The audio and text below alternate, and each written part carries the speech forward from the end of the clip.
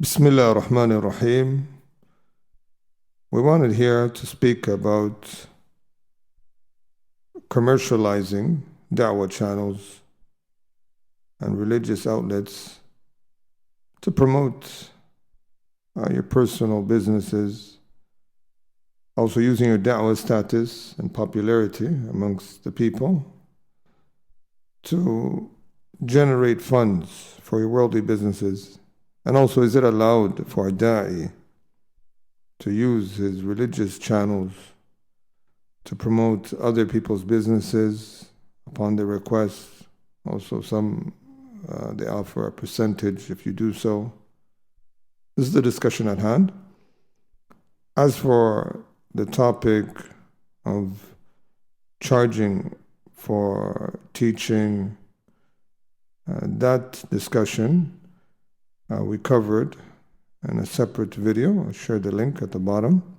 I advise you to go back to that. We covered there, we concluded.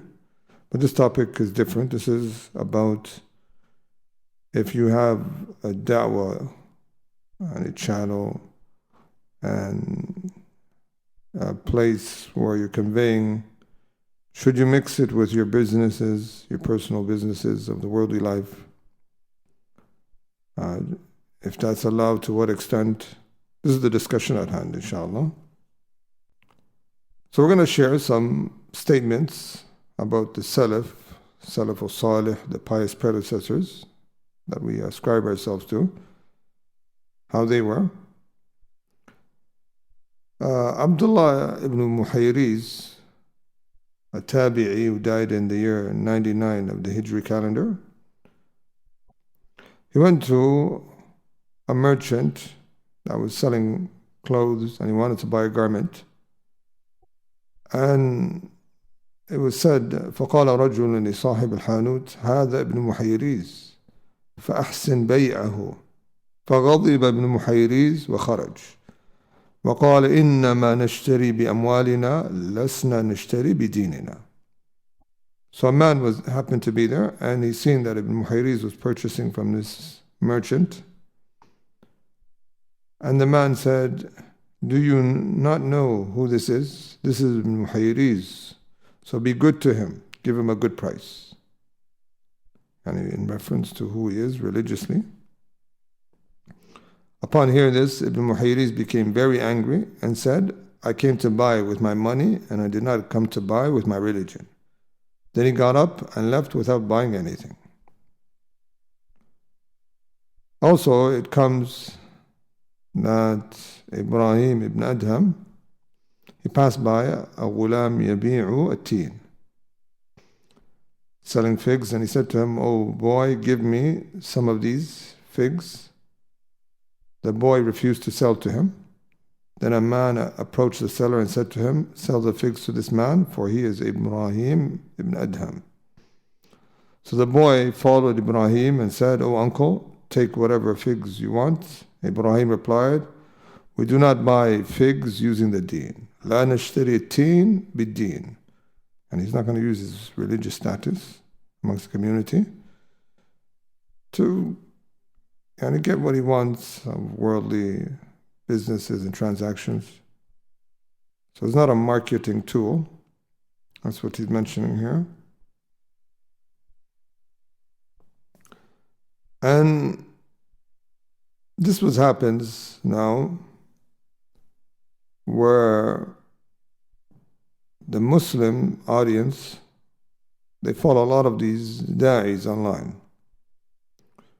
So when an entrepreneur or a businessman wants to promote his business, he goes to these da'is and he says, I will sponsor you.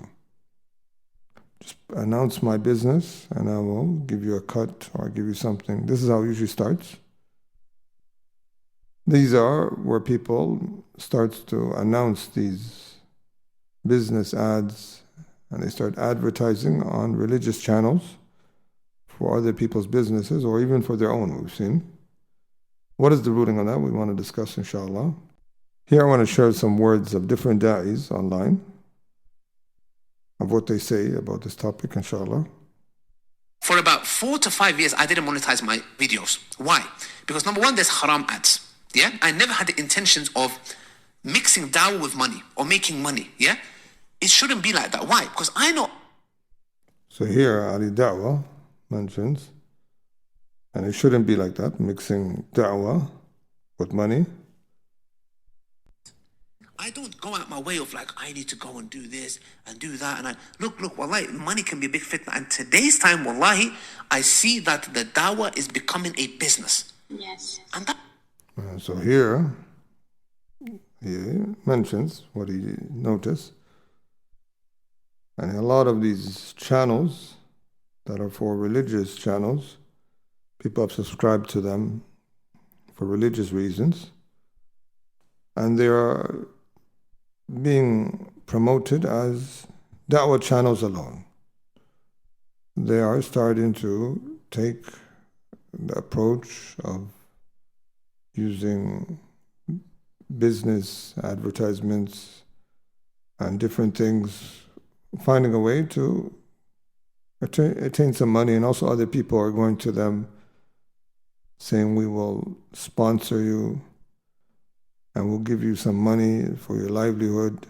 Promote our business on your da'wah channel. So this is how some of them are.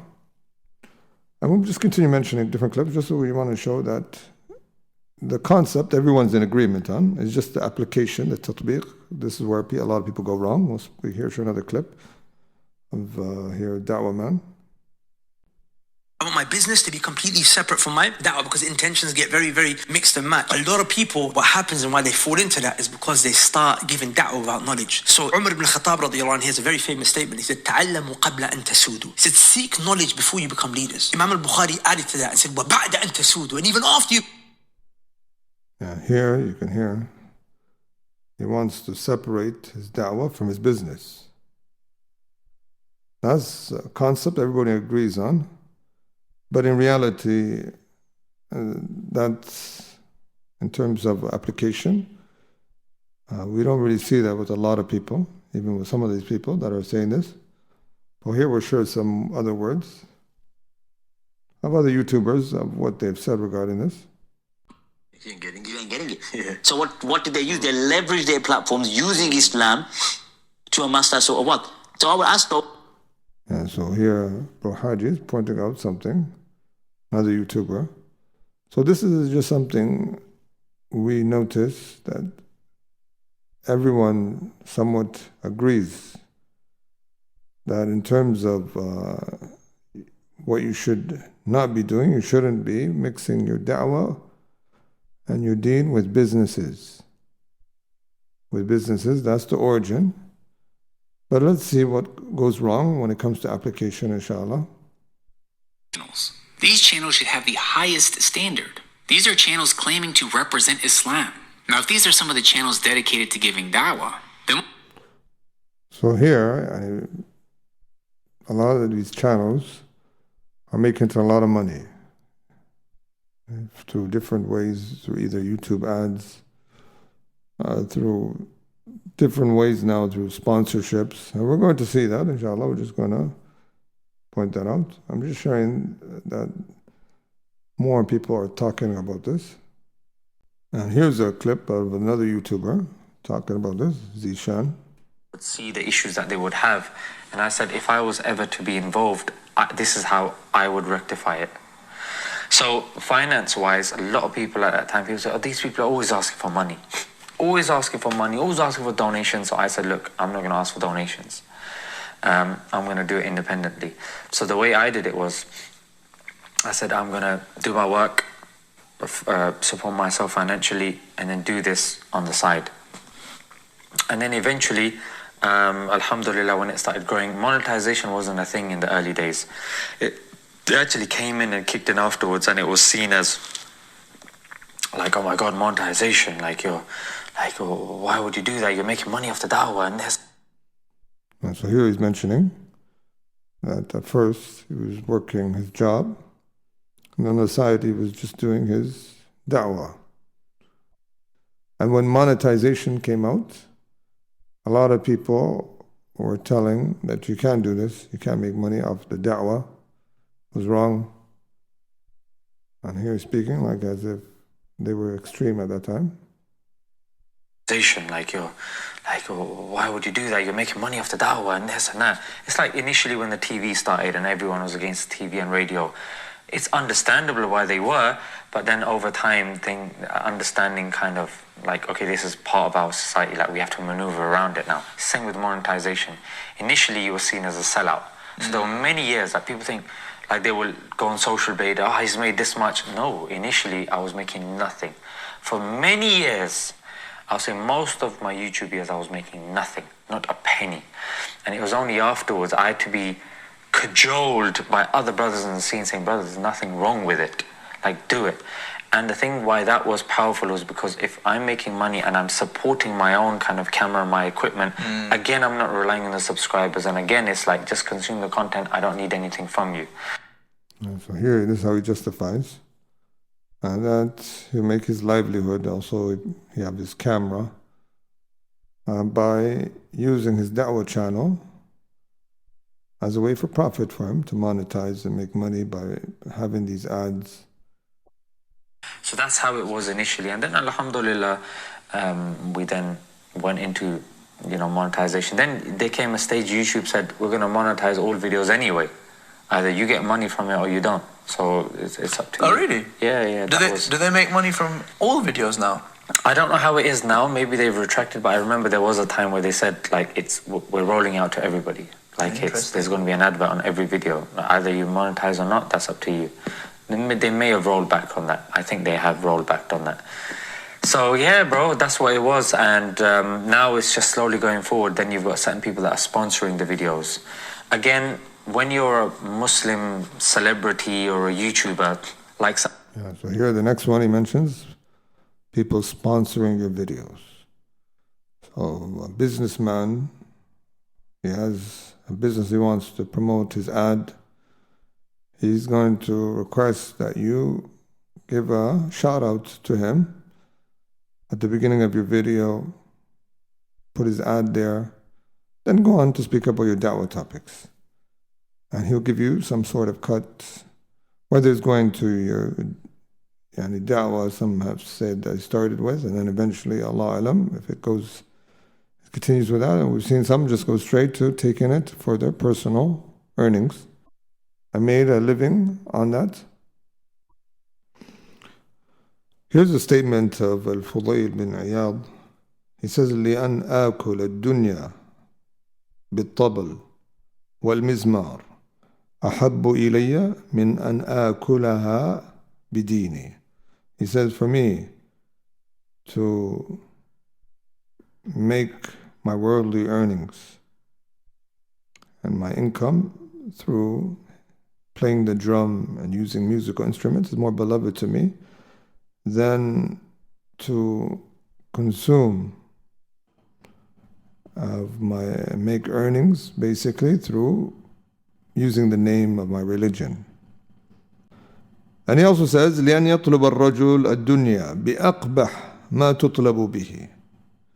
And if a person were to seek the dunya with the most repugnant of means, is better than for him to use the best of means that a person seeks the akhirah with to make his way to attain his worldly life and his livelihood. Allah said in the Quran, قُلْ لَا أَسْأَلُكُمْ عَلَيْهِ أَجَرًا. Say we don't ask you for any reward. We give you this da'wah, we don't ask you for any payment. Like, I'm not doing this to be paid. And Dawood was an ironsmith, and prophets were shepherds in their own time. Different prophets had different skills. Every prophet earned his rizq. The Prophet was a businessman, he was a shepherd at one point, so on and so forth, everyone knows. So point being is that, we were playing with this for a very long time. And alhamdulillah, I got to a stage and now I don't take a single penny from the da'wah. I don't earn it. To be honest, I'm probably one of with the tawfiq of Allah, and ask Allah to not change my affairs, but I'm probably one of the very, very few, extremely few du'at who do da'wah and don't take anything for it now. Alhamdulillah. And one of the ways that I got out of that was setting up these other businesses. Now the mushkila was So here you can hear that Da'wah man says that he set up his other businesses. Then he was able to become independent.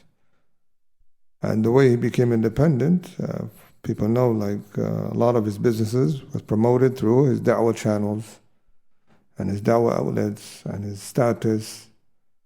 And this was created for him, who a lot of his businesses, to get this type of acceptance. And now he, after using the Da'wah as a leverage, he's independent from taking from the Da'wah. This is what I basically understood from it. These other businesses. Now the mushkila was that all these other businesses that I was setting up overlap with the deen. And I think maybe this is more towards the question that you would ask, right? Like, okay, 5-star Umrah is a service, but ultimately for a religious duty. And the Sunnah match is the marital service, but there's a very religious spin on it. The Brothers Club, again, there's a very religious spin on it. So up until recently, even that I felt very guilty about. I felt extremely guilty about it. I was like, I'm talking about the internal conflict that I've had. Why don't I just set out something that's got nothing to do with the deen? And I did, and I set out things that had nothing to do with the deen. And they weren't anywhere when they were successful. So then I started asking myself, wait, am I a fake? Am I only able to be successful when there's deen involved? And I felt even more guilty, felt even more terrible. So I was like, okay, I know I'm good at this. I can set this up. Of course, it's the same. There's a product here, there's a product here. The issue was that I just was never passionate about this. And up until recently, I realized that, Imran, why are you doing this to yourself? Why are you feeling guilty? When really all you're doing is you're providing solutions for the problems that Muslims have. This takes me back to what I mentioned at the beginning. I realized what my why is. I realized what my mission, what my purpose in life is. And what brings me joy, what brings me happiness is helping people come back. So naturally me, the deen is being my passion, the thing that I wake up in the morning and I feel like, yeah, I want to do something. And this excites me. It can actually get me to work. Why am I criminalizing myself for providing alternatives that are services where I'm not charging for any religious activities? I'm charging for a service I'm providing that's going to make things easier. Yeah, but the thing is, maybe the reason why you're feeling that guilt deep inside is because you use your whole da'wah scene and your da'wah character. And once you got that big amount of following, you were able to create your businesses through that. This is what perhaps the reason of the guilt, and you're using this whole da'wah channels and so forth. And perhaps that's, if you see now, even your old da'wah channel became a different name now.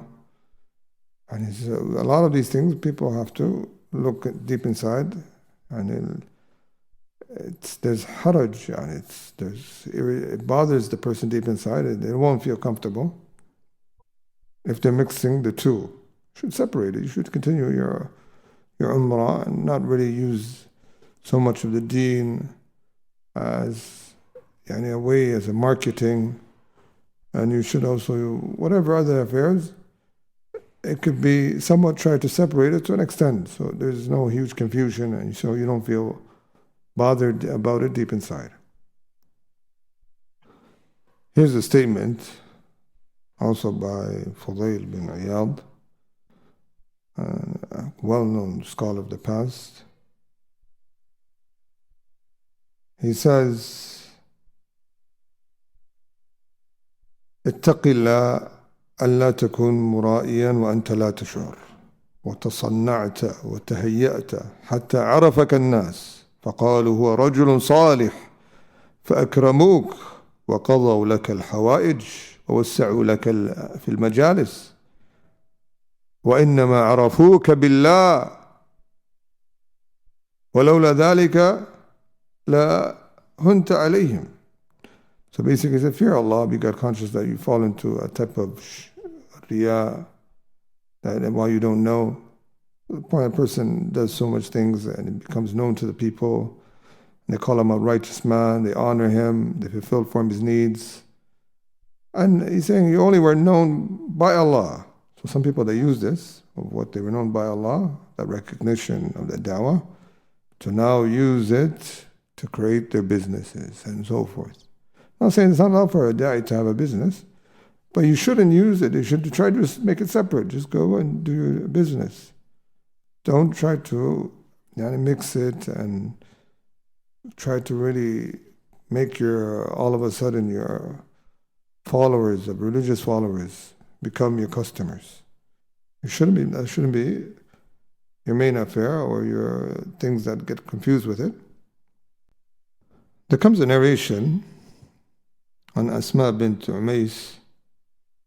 It's found in Tirmidhi. It has some weakness. But from the wordings, بئس العبد يختل الدنيا بالدين. This wording that we wanted to focus on. Some of the shurrah in Tuhfatu al-Ahwadi, Ibn Arabi, he says the meaning of this wording is يخدع أهل الدنيا بعمله الصلحاء ليعتقدوا فيه وينال منهم مالا أو جاها. Basically deceives the people of the dunya with the actions of the righteous, so they can have some belief regarding him, and then he attains from them wealth or some type of prestigious position. And some people, once they get a name, mashallah, religious da'i, so on and so forth, now you have a name, you can make money through your popularity of religious figure. You can get a lot from these people's pockets. All these people following you. If you were to get, make an institute and use this name now, you can make tons and tons of money. So this becomes a way now. People, they look at it like this. And even I myself was approached. You have a name, if you were to open, you could make a lot of money. So people, they start looking at this now as a way to attain to their religious status, that affair. Not unless just becomes a person just teaching the people and perhaps for his basic needs compensates himself. No, but some people, it's actually a real intent of their name. And this is what's happening. We ask Allah subhanahu wa ta'ala to grant us all success to that which is khair. A poet once said, نرقع دنيانا بتمزيق ديننا فلا ديننا يبقى ولا ما نرقع. And some people, basically, they create this comfortable lifestyle for them of their worldly businesses by taking a big cut at their deen. بِتَمْزِيقِ دِينَنَا. They tear up their deen in order for that. So their deen starts to accommodate and becomes the tool marketing for their worldly businesses. And sometimes it can even reach the level يَبِيعُ دِينَهُ بِعَرُضٍ مِنَ الدُّنْيَا. He sells his deen for worldly goods. And people are going to come to him and say, we'll give you this amount, just announce this on your channel. You're a famous YouTuber, a lot of people look up to you. People say this, just here, we'll give you this amount. And it starts like that. Here's a clip of Da'wah Man. It's titled, Many Failed Businesses and Da'wah Projects Later. And then here's some periods. Here's what I learned, he says. Business and Da'wah. So in this video I'm going to be a bit personal with you, and I'm going to be a bit vulnerable with you as well. So I've set up 9 businesses over the last 15 years. I have driven the overwhelming majority of them to the ground. Only one of them currently exists that is thriving, that's making me money. Despite having made millions from these businesses in the past, they do not exist today. Likewise, I've set up just as many, if not more, da'wah projects that have helped guide tens of thousands of people to Al-Islam with Allah's permission. In my masjid, girls would come in with miniskirts and leave with niqabs. Guys would come with guns, not guns, sorry, but knives and drugs, and they would leave having repented. And some of the times they would even... Why mention these two together? What's the reason? What's the connection? طيب, here's a verdict of Sheikh Hussein al-Sheikh. He says, وعن الدعاة الذين, speaking about here, quoted, نقلوا شهرتهم إلى مواقع التواصل الاجتماعي وباتوا يقدمون الإعلانات التجارية. He said, في هذه المسألة حرج بالغ. So here he speaks about using your status in social media affair and then start sharing business ads. So there's something really that makes a person not comfortable. He says, إذ أن أقل ما فيه وابتذال العلم الشرعي. Degrading knowledge like this. And here's a clip of a question posed to Sheikh Salih Suhaimi.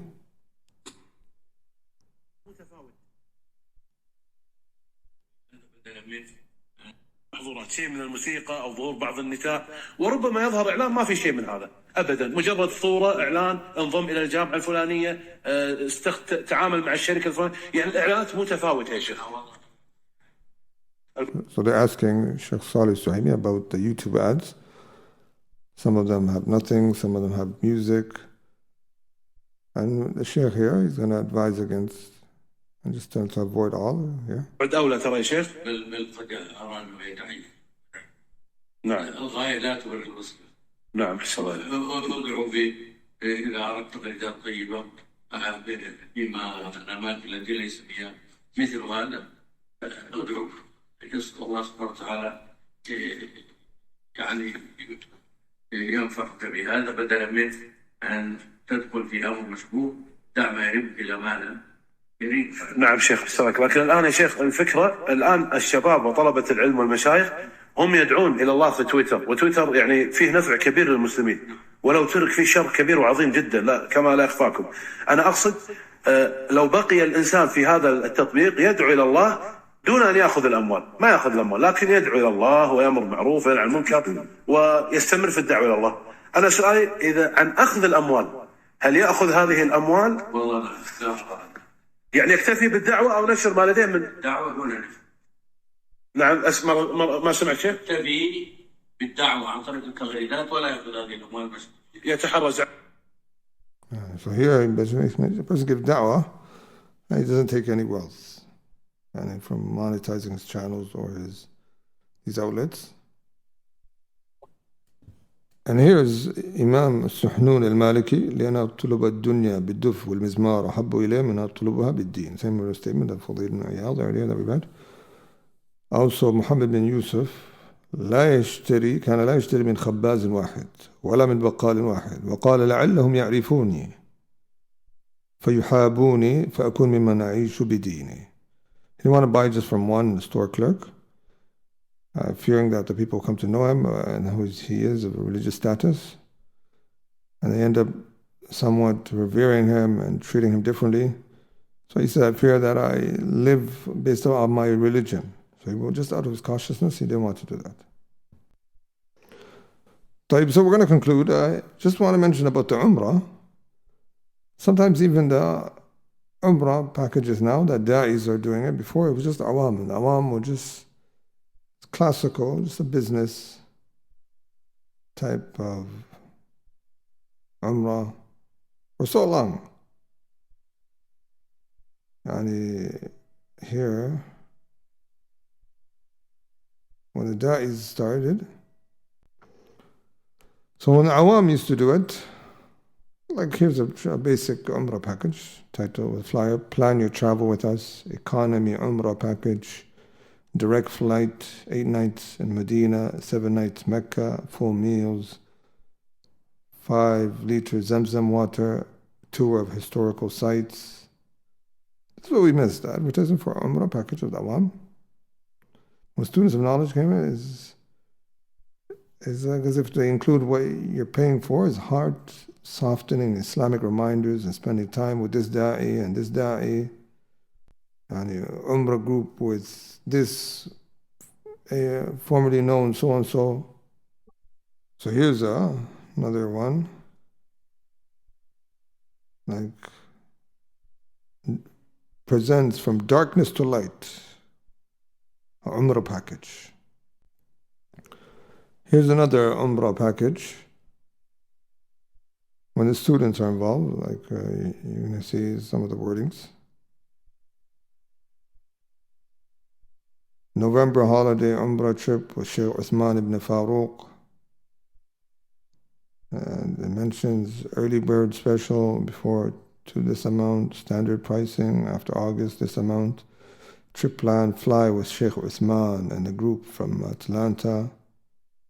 Spend 5 nights, and this is from what's included, and you fly with Sheikh Uthman. This is from what's mentioned. Another one, Umrah trip, Sheikh Uthman, 5-star hotel, private, and then what's included, private lessons / Q&A with shuyukh from Haramain, breakfast included, 1-year Umrah visa. And this is why I feel like everything's getting confusing. We're mixing da'wah with deen, and I don't know if this is, are we trying to use the deen as a product to increase the price, or is it, what's this? This is what's being mentioned sometimes. Another package, Umrah package with Sheikh Uthman Farouk, exclusive, and what's included is a premium, 2,600, and then it mentions what's included, flight tickets from this place, hotels, and at the end it says exclusive reminders, Q&A with scholars from Haramain. 500 deposit required.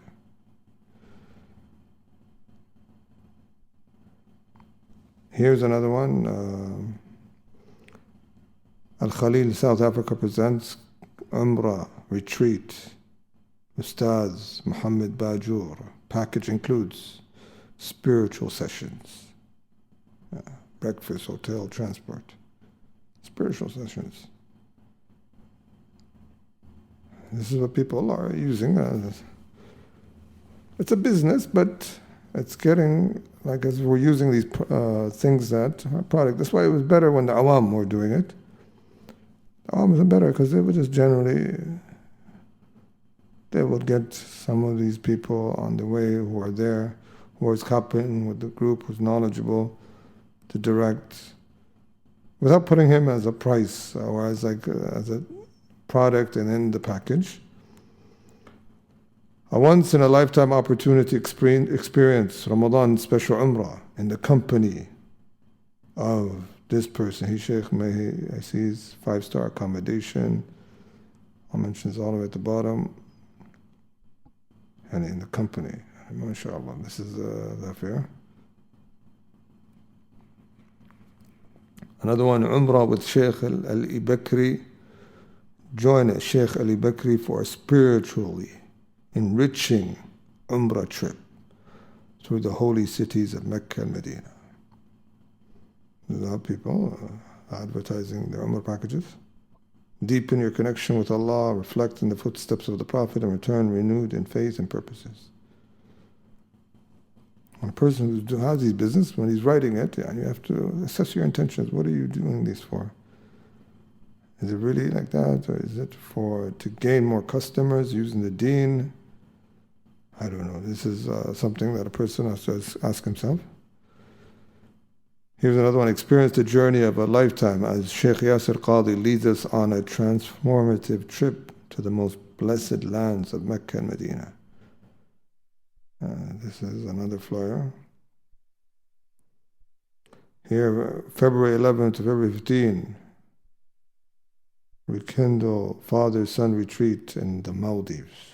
About the retreat, 4 days of father and son adventure in Maldives, hosted by Team MAU, featuring outdoor events jam-packed with activity designed to help dads and sons rekindle the relation with each other. The Quran and the Sunnah and the real scholars from Islamic history under the guidance of our beloved teachers, Ustad Abdurrahman Hassan and Ustad Muhammad Timbahambal. Here I think 1,250 registration fee. Book your seats. Our activities, camp freeze, story time, ilm session, our instructors. This is, it's getting confusing. I don't know if this is يعني خلط عشواء يعني مخدرية, everything is, we don't know, and it starts to get like this. Like when you go into some of the channels that are for Umrah agencies, they're using a hadith and so forth of why you should get their package and buy their package from them. So it's another question. It causes confusion sometimes. And sometimes people add like a scholar, a sheikh, with a special guest of this scholar, and providing directions and guidance. And the package includes, and from what it says, 6 months visa, and then enriching group events, lessons, and seerah tours. Sometimes it's good to separate things because it can get confusing. Here, we're honored to announce our special guest for this year's Umrah, Sheikh so-and-so, Hafidullah, respected teacher from the scholars of Yemen, known for his beneficial lessons, noble character, and dedication to students of knowledge. We ask Allah to make his presence a source of blessing and for all attendees to benefit greatly from his guidance and reminders. And then the flyer, and also announced by the agency, the program, the people who are, this is a business for at the end of the day. Also from sometimes what happens, like someone may have an Islamic institute, and for him it's somewhat of a business, kind of, and because he's making profit from it. And he'll ask someone that's not part of that to be a special guest, to promote. So he's using that name, or he goes on certain channels and promote the lectures, and then later on put out the course that he's selling. So sometimes you ask, did you use this person? How did? These are things that a person needs to ask himself. It can get confusing. So if a person were to have something like, for example, the mashayikh, the ulama, they have books that the author and the publishing company gives them perhaps something of reimbursement to something of what they did, gives them something. And when they promote their book now on a Dawah channel, doesn't mean, no, it's separate. The way they do it is very honorable. They separate, and it's not like really trying to sell his book. It's not trying to sell his book. And then when the publisher does it, they're just trying to sell what he has of publishing and so forth. So they both separate each other from one another in that aspect. And also another thing too, like a revert, embrace Islam. And some people, the way they promote their Umrah package, they would use. And they would capture certain moments and try to create that as why you should join their package, and this is why my prices are worth it. And sometimes share a revert and this revert is getting free Umrahs. You're thinking, mashallah. He doesn't really realize he's being used, and he's being used to get that. Also, some people offer free Umrah. Why? Because he's gonna bring people to his status, his name. All these things is a question a person has to ask. And is this something he's pleased about, and is Allah pleased regarding this? And were the Salaf like this? A person has to ask himself these questions. And there's nothing like to be safe and sorry. And also try to avoid being like an opportunist, where you're just always trying to find a way to make some money through your da'wah in some way, somehow, through your channels, finding different ways. Everything's going to lead to a price.